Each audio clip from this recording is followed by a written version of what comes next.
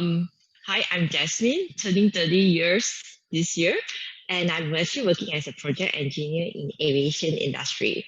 So I've been chubby since young, and both of my parents were occupied with work. So we often eat takeaway food, and they feed us with no carbs, especially cereals with full cream milk and white bread for a quick breakfast or even school snacks. So this actually got me very overweight despite active in sports. So I hit my highest weight, which is 100 kg, due to non-stop eating, irregular sleeping hours, and sedentary lifestyle during university, eventually getting into working life. Right.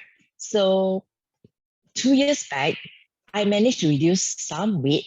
However, at the same time, I was diagnosed with PCOS, and it even made me harder to lose weight. So after trying so many sorts of diets, workout, and even went to slimming centers treatment, finally I met out this platform through a friend and able to enjoy my food with the community support, guidance, and lovely people here. All right.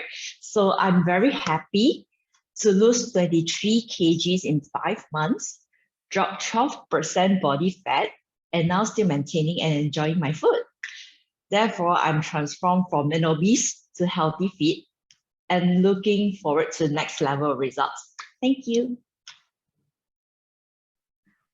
Jasmine, 33 kgs in 5 months. Oh my gosh, wow, look at that. 33.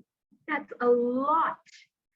And sharing about having I was always chubby when I was small, or even encountering PCOS, I think a lot of people can relate because they feel that it's either that when you have it you can't do anything much about it, but you broke the odds, girl. Like, congratulations, that's amazing. Thank you for sharing your journey with us.